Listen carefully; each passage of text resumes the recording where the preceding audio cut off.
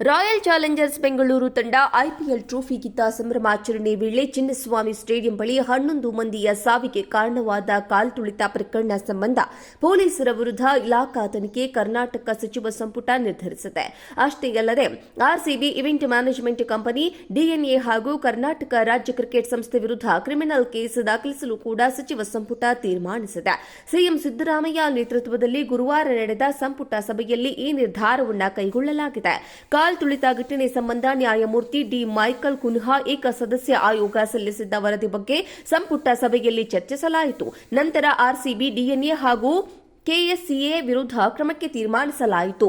Police ಅಧಿಕಾರಿಗಳ ವಿರುದ್ಧ ಕ್ರಮಕ್ಕೆ ಕೂಡ ಕುನ್ಹಾ ವರದಿಯಲ್ಲಿ ಶಿಫಾರಸು ಮಾಡಲಾಯಿತು. ಇದೀಗ ಸಚಿವ ಸಂಪುಟ ಕ್ರಿಮಿನಲ್ ಕೇಸ್ಗೆ ತೀರ್ಮಾನವನ್ನ ಕೈಗೊಂಡಿರುವುದರಿಂದ ಕರ್ನಾಟಕ ರಾಜ್ಯ ಕ್ರಿಕೆಟ್ ಸಂಸ್ಥೆ ಅಧ್ಯಕ್ಷರು ರಘುರಾಮ್ ಭಟ್, ಮಾಜಿ ಕಾರ್ಯದರ್ಶಿ ಎ ಶಂಕರ್, ಮಾಜಿ ಖಜಾಂಚಿ ಜಯರಾಮ್, ಆರ್ಸಿಬಿ ತಂಡದ Rajesh Menon, DNA network limited MD Venkatavardhan, DNA network limited ಉಪಾಧ್ಯಕ್ಷ ಸುನಿಲ್ ಮಾಥೂರ್ ಇವರಿಗೆ ಸಂಕಷ್ಟ ಎದುರಾಗಲಿದೆ. ರಾಯಲ್ ಚಾಲೆಂಜರ್ಸ್ ಬೆಂಗಳೂರು ತಂಡ ಐಪಿಎಲ್ ಟ್ರೋಫಿ ಕಿತ್ತ ಸಂಭ್ರಮಾಚರಣೆ ವೇಳೆ ಚಿನ್ನಸ್ವಾಮಿ ಸ್ಟೇಡಿಯಂ ಬಳಿ 11 ಮಂದಿಯ ಸಾವಿಗೆ ಕಾರಣವಾದ ಕಾಲ್ತುಳಿತ ಪ್ರಕರಣ ಸಂಬಂಧ ಪೊಲೀಸರ ವಿರುದ್ಧ ಇಲಾಖಾ ತನಿಖೆ ಕರ್ನಾಟಕ ಸಚಿವ ಸಂಪುಟ ನಿರ್ಧರಿಸಿದೆ. ಅಷ್ಟೇ ಅಲ್ಲದೆ RCB event management company, DNA ಹಾಗೂ ಕರ್ನಾಟಕ ರಾಜ್ಯ ಕ್ರಿಕೆಟ್ ಸಂಸ್ಥೆ ವಿರುದ್ಧ ಕ್ರಿಮಿನಲ್ ಕೇಸ್ ದಾಖಲಿಸಲು ಕೂಡ ಸಚಿವ ಸಂಪುಟ ತೀರ್ಮಾನಿಸಿದೆ. ಸಿಎಂ ಸಿದ್ದರಾಮಯ್ಯ ನೇತೃತ್ವದಲ್ಲಿ ಗುರುವಾರ ನಡೆದ ಸಂಪುಟ ಸಭೆಯಲ್ಲಿ ಈ ನಿರ್ಧಾರವನ್ನು ಕೈಗೊಳ್ಳಲಾಗಿದೆ. ತುಳಿತ ಘಟನೆ ಸಂಬಂಧ ನ್ಯಾಯಮೂರ್ತಿ ಡಿ ಮೈಕಲ್ ಕುನ್ಹಾ ಏಕಸದಸ್ಯ ಆಯೋಗ ಸಲ್ಲಿಸಿದ್ದ ವರದಿ ಬಗ್ಗೆ ಸಂಪುಟ ಸಭೆಯಲ್ಲಿ ಚರ್ಚಿಸಲಾಯಿತು. ನಂತರ ಆರ್ಸಿಬಿ, ಡಿಎನ್ಎ ಹಾಗೂ ಕೆಎಸ್ಸಿಎ ವಿರುದ್ಧ ಕ್ರಮಕ್ಕೆ ತೀರ್ಮಾನಿಸಲಾಯಿತು.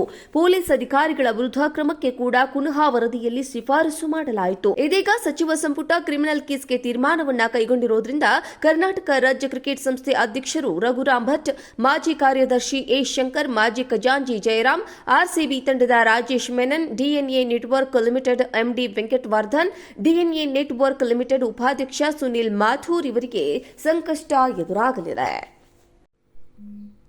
ರಾಯಲ್ ಚಾಲೆಂಜರ್ಸ್ ಬೆಂಗಳೂರು ತಂಡ ಐಪಿಎಲ್ ಟ್ರೋಫಿ ಕಿತ್ತ ಸಂಭ್ರಮಾಚರಣೆ ವೇಳೆ ಚಿನ್ನಸ್ವಾಮಿ ಸ್ಟೇಡಿಯಂ ಬಳಿ 11 ಮಂದಿಯ ಸಾವಿಗೆ ಕಾರಣವಾದ ಕಾಲ್ತುಳಿತ ಪ್ರಕರಣ ಸಂಬಂಧ ಪೊಲೀಸರ ವಿರುದ್ಧ ಇಲಾಖಾ ತನಿಖೆ ಕರ್ನಾಟಕ ಸಚಿವ ಸಂಪುಟ ನಿರ್ಧರಿಸಿದೆ.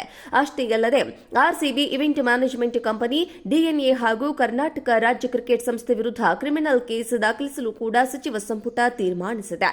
ಸಿಎಂ ಸಿದ್ದರಾಮಯ್ಯ ನೇತೃತ್ವದಲ್ಲಿ ಗುರುವಾರ ನಡೆದ ಸಂಪುಟ ಸಭೆಯಲ್ಲಿ ಈ ನಿರ್ಧಾರವನ್ನು ಕೈಗೊಳ್ಳಲಾಗಿದೆ.